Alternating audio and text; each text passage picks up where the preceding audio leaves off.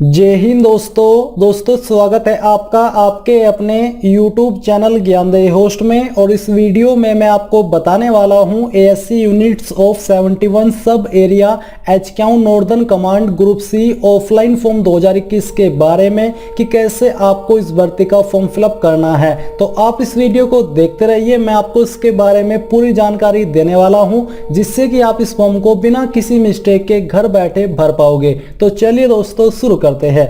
दोस्तों मैं आपको बता दूं कि मैंने ऑलरेडी इसके एलिजिबिलिटी क्राइटेरिया एंड सिलेबस के बारे में वीडियो बना दी है। आप ये वीडियो वॉच कर लीजिए। इसको वॉच करने के बाद आपको अच्छे से मालूम हो जाएगा कि किस पोस्ट पर अप्लाई करने के लिए क्या क्वालिफिकेशन चाहिए और क्या डिटेल्स के माध्यम से आप इस पर अप्लाई करने के लिए एलिजिबल हो पाएंगे। उसके बाद अगर आपको लगे कि आप इसमें अप्लाई करने के लिए एलिजिबल हो तो आप आगे इस वीडियो को देखते रहिए। तो यहाँ पर दोस्तों अभी जो आप वीडियो में देख पा रहे हो ये आपका एम्प्लॉयमेंट न्यूज़पेपर है जिसके अंदर इस भर्ती का अनाउंसमेंट किया गया है। ये आपका 22 से 28 मई 2021 का एडिशन है। इसके अंदर आप इस भर्ती के बारे में जानकारी देख सकते हो और इसी के अंदर जो आपका एप्लीकेशन फॉर्म का परफॉर्मा है वो दिया गया है जो कि आपको फिलअप करके सेंड करना है आपके 11 जून 2021 से पहले, क्योंकि आपको 21 से 21 दिन बाद का समय दिया गया है इस फॉर्म को भरने के लिए। 21 से मतलब है 21 मई से 21 दिन के बाद का आपको समय दिया है इस फॉर्म को भरने के लिए।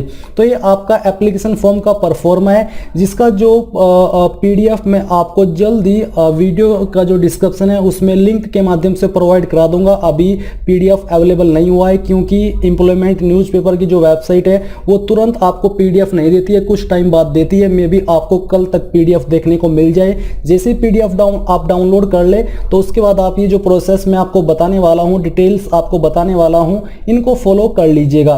तो यहाँ पर दोस्तों आपको सबसे पहले देखने को मिल पा रहा है पोस्ट अप्लाइड फॉर, यानी कि आप कौन सी पोस्ट पर अप्लाई कर रहे हैं। तो आप यहाँ पर इस ऑफिशियल नोटिफिकेशन में देख लीजिए कि आपको इनमें से कौन सी पोस्ट पर अप्लाई करना है और किस पोस्ट पर आप अप्लाई करने के लिए एलिजिबल हो पा रहे हैं।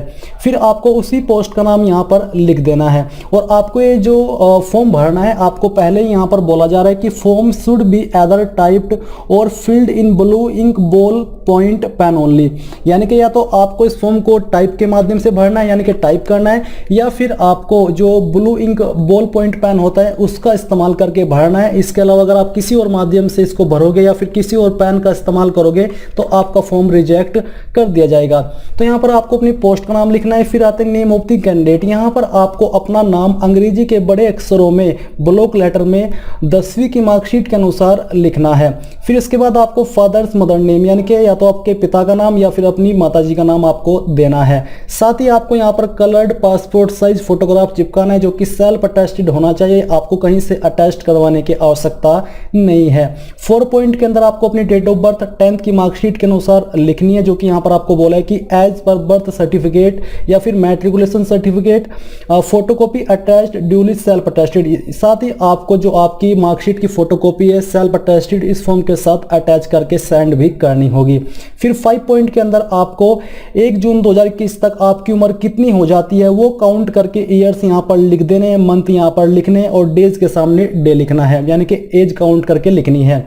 6 पॉइंट के सामने आइडेंटिफिकेशन मार्क, ये मार्क वो आपका होना चाहिए जो कि आपकी बॉडी के ऊपर परमानेंट मार्क है, अब चाहे वो जलने का हो, कटने का हो, जो भी आपकी बॉडी के ऊपर परमानेंट मार्क है वो मार्क आपको यहाँ पर लिख देना है। अगर ढूंढने के बाद भी कोई मार्क नहीं है तो आप नो मार्क लिख दीजिएगा। 7 पॉइंट है एड्रेस फॉर कोरोस्पोंडेंस, यानी कि आपका प्रेजेंट एड्रेस। तो आपको हाउस नंबर या फिर स्ट्रीट या विलेज के सामने जो भी आपके ऊपर डिटेल इसमें से लागू हो रही है वो लिख देनी है। पोस्ट ऑफिस के सामने जो भी आपका पोस्ट ऑफिस है जो कि आपको पता ही होगा वो यहाँ पर आपको लिखना है। तहसील आपकी जो भी लगती है वो तहसील यहाँ पर लिख दीजिए। अगर आपकी तहसील नहीं लगती तो आपको उसको खाली छोड़ देना है, क्योंकि जो डिस्ट्रिक्ट में होते हैं उनको ये तहसील नहीं होती है। डिस्ट्रिक्ट के सामने अपनी डिस्ट्रिक्ट लिख दीजिए। स्टेट में आपको अपनी स्टेट का नाम देना है। कैंडिडेट इसमें ऑल इंडिया से अप्लाई कर सकते हैं। पिन कोड के सामने आपको अपने पोस्ट ऑफिस या डिस्ट्रिक्ट का पिन कोड लिख देना है। परमानेंट एड्रेस, ऊपर आपने भरा प्रेजेंट यानी कि कोरोस्पोंडेंस एड्रेस, नीचे है आपका परमानेंट एड्रेस यानी कि स्थायी पता। तो अगर आपका एड्रेस सेम है दोनों तो यहाँ पर भी यही एड्रेस लिख दीजिए, अगर अलग है तो अलग से यहाँ पर लिख दीजिए। 9 पॉइंट है for intimation dispatch of admit card result of various test. यहाँ पर दोस्तों ईमेल एड्रेस आपको देना है जो कि आपका जो एडमिट कार्ड डिस्पैच सर्च होगा वो इसी के माध्यम से आपको कांटेक्ट किया जाएगा। और यहाँ पर आपको अपना मोबाइल नंबर देना है, ईमेल आईडी भी, और जो आपका मोबाइल नंबर है, जो कि आपको दोनों नंबर दे देने हैं। अगर आपके 2 नंबर है तो वो रियल होने चाहिए, क्योंककि उन्हीं के माध्यम से आपको कांटेक्ट किया जाएगा। इसके बाद है 10 पॉइंट कास्ट। तो आपकी इनमें से जो भी कास्ट है, जैसे कि general, UR, SC ST OBC EWS, वो यहाँ पर आपको लिख देनी है।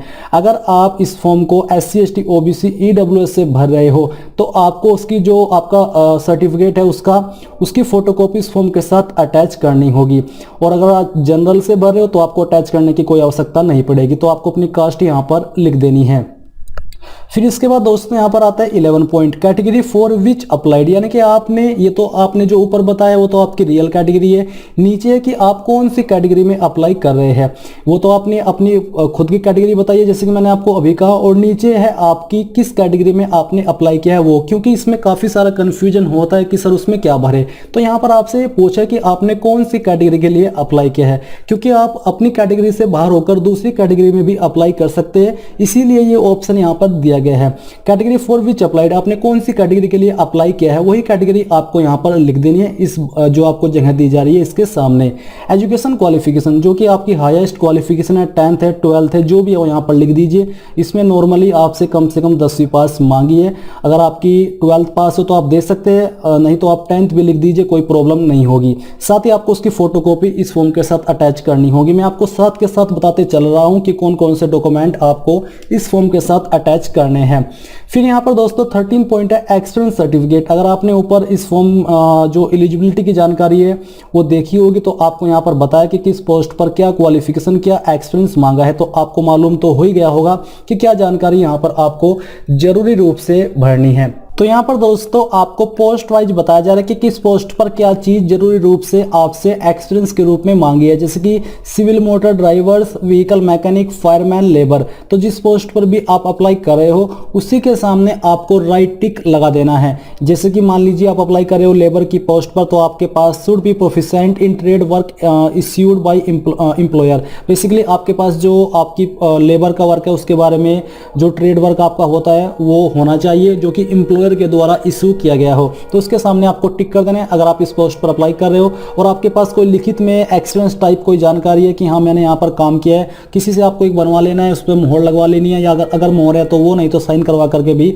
आप उस एक ब्लैंक पे जो कि कोरा कागज है उसके ऊपर साइन करा करके वो भी यहाँ पर इस फॉर्म के साथ अटैच कर सकते हो। वो एक्सपीरियंस ही माना जाएगा, क्योंकि कोई बड़ी पोस्ट नहीं है जिसमें आपसे कोई अलग से एक्सपीरियंस का सर्टिफिकेट आपको देना हो। तो ये आपको यहाँ पर इस तरह से बताना है कि किस पोस्ट पर आप अप्लाई कर रहे हो। ये करने के बाद दोस्तों यहाँ पर जो आपकी अन्य जानकारी है वो भी हम यहाँ पर आपको बताते हैं कि कैसे आपको भरनी है। तो यहाँ पर थोड़ा बैक में आते हैं और जो आपकी डिटेल्स बाकी रह गई है फिल करनी वो भी देख लेते हैं। तो यहाँ पर दोस्तों 14 पॉइंट उन्हीं को फिल करना है जो कि सिविलियन मोटर ड्राइवर की पोस्ट पर अप्लाई कर रहे हैं। तो आपको ड्राइविंग लाइसेंस नंबर यहाँ पर देना है, डेटेड उसके ऊपर क्या है वो डेट यहाँ पर आपको लिखनी है। Date of issue of heavy vehicles, यानी कि जो आपका हैवी व्हीकल्स का ड्राइविंग लाइसेंस है वो कब इशू हुआ है वो डेट डालनी है, और कब तक आपका ये ड्राइविंग लाइसेंस वैलिड है वो आपको यहाँ पर बताना है। DTO RTO इश्यूड बाय, यानी कि किसके द्वारा इशू किया गया है, DTO या फिर RTO, वो आपको बताना है। साथ ही जो उसकी फोटोकॉपी है आपकी लाइसेंस की वो इसके साथ फॉर्म के आपको अटैच करनी होगी। 15 पॉइंट है I am willing to accept the under mention terms, यानी कि ये आपको यहाँ पर टर्म्स दी जा रही है। आपको नीचे आ जाना है, नीचे आकर के आपको बोला है कि डोमिसाइल सर्टिफिकेट, आपको यहाँ पर अपना निवास प्रमाण पत्र भी इस फॉर्म के साथ अटैच करना है। आपको 16 पॉइंट के अंदर बोला है और ये कंपलसरी है, यानी कि आपको अटैच करना ही होगा। इसके बाद 17 पॉइंट आपको यहाँ पर डिक्लेरेशन के बारे में दिया जा रहा है, आपको इसमें कुछ करने की आवश्यकता नहीं है। 18 पॉइंट आपको रीड कर लेना है। नीचे आता है left hand thumb impression for male, यानी कि मेल के लिए आपको जो बायां अंगूठा है उसका निशान यहाँ पर आपको लगाना होगा। साथ ही आपको यहाँ पर अपने सिग्नेचर कर देने हैं, जहां पर सिग्नेचर ऑफ द कैंडिडेट लिखा है। किस डेट में आपने इस फॉर्म को भरा है वो डेट यहाँ पर आपको लिख देनी है। यहाँ पर आपको 2021 से पहले उसको लिखना होगा। फिर फॉर ऑफिस रिकॉर्ड्स ओनली, ये आपको भरने की आवश्यकता नहीं है, आपको उसको खाली छोड़ देना है। अपेंडिक्स बी के ऊपर आ जाना है। यहाँ पर दोस्तों आपको ये जानकारी भी सेम तरीके से भरनी है। आपको पोस्ट अप्लाइड यानी कि किस पर आपने अप्लाई किया वो लिखना है, डेट ऑफ बर्थ लिखनी है, फादर नेम लिखना है, कैटेगरी लिखनी है, अपना कोरोस्पोंडेंस एड्रेस लिखना है जो कि आपने इस तरफ एड्रेस भरा है उसके अकॉर्डिंग। यहाँ पर जो आपका एडमिट कार्ड है उसके बारे में आपको यहाँ पर जानकारी देनी है, जैसे कि आपने इस तरफ भरी है सेम तरह से जानकारी आपको भरनी है। इसके बाद दोस्तों left hand thumb impression for male, यहाँ पर आपको सेम तरीके से अपने बायां अंगूठा लगाना होगा, बट ये अभी नहीं लगाना है। आपको बोला है कि for office use only to be filled. Basically जो नीचे जानकारी है ये ऑफिस के द्वारा भरी जाएगी, ऊपर तो आपको ही भरनी है। आपको बोला है कि जो लेफ्ट हैंड का थंब इंप्रेशन है ये तो आपको अभी लगाना होगा, ये बाद में नहीं लगाना है, अभी आपको लगाना है। यहाँ पर आपको अपने सिग्नेचर करने हैं। ये करने के बाद दोस्तों आपको नीचे आ जाना है। नीचे आकर के यहाँ पर आपको इंडेक्स नंबर भरने की आवश्यकता नहीं है, डेट ये आपको नहीं भरने की आवश्यकता, ये ऑफिस के द्वारा भरा जाएगा। ये बेसिकली आपको एडमिट कार्ड जब इशू होगा ये जो आप यहाँ पर अभी भरोगे ये ऐसा ही आपको इशू किया जाएगा। इसके बाद दोस्तों रजिस्टर्ड पोस्ट, यानी कि यहाँ पर application for the post of, आपको इस फॉर्म को जो सेंड करना है वो रजिस्टर्ड पोस्ट के माध्यम से करना है। यहाँ पर आपको अपनी पोस्ट का नाम लिखना है और ये जो एड्रेस आपको यहाँ पर दिया जा रहा है इस एड्रेस के ऊपर आपको अपने फॉर्म को सेंड करना होगा। और यहाँ पर मैं थोड़ा सा आपको डिटेल में बताता हूँ कि बेसिकली आपको फॉर्म को सेंड करना कैसे है। इसके बारे में जानकारी आपको बहुत ही अच्छे से यहाँ पर दी जा रही है, आपको कोई चिंता करने की आवश्यकता नहीं है कि कैसे भरना है। तो ये आपका बेसिकली फॉर्म है। इसमें यहाँ पर आपको थोड़ा नीचे की तरफ आना है, मैं आपको दिखाता हूँ, थोड़ा सा आप वेट कीजिए। तो यहाँ पर आप आ चुके हैं 17 पॉइंट पर। तो 17 पॉइंट पर आपको बोला कि candidates will enclose A self addressed envelope, यानी कि आपको एक अलग से सेल्फ एड्रेस्ड एनवलप भी इस फॉर्म के साथ सेंड करना है। फिक्सिंग पोस्टल स्टाम्प ऑफ 45 रुपये, उसके ऊपर आपको एक पोस्टल स्टाम्प 45 रुपये का लगाना है। और इसमें यहाँ पर जो कि आपका एडमिट कार्ड का होना चाहिए। और इसमें यहाँ पर आपको जो एप्लीकेशन फॉर्म के ऊपर लिखना है वो है application for the post of, ये जो खाली जगह है इसमें आपको उस पोस्ट का नाम देना है जिस पोस्ट पर आपने अप्लाई किया है, along with self and father mother name, यानी कि साथ ही आपको अपना और जो फादर या फिर आपके माताजी का नेम है वो भी आपको लिखना है। जो स्पाइसमैन गिवन एज अपेंडिक्स सी, या आपको जो एग्जाम्पल है वो अपेंडिक्स सी जो कि मैंने अभी आपको दिखाया है उसके अंदर दिया है।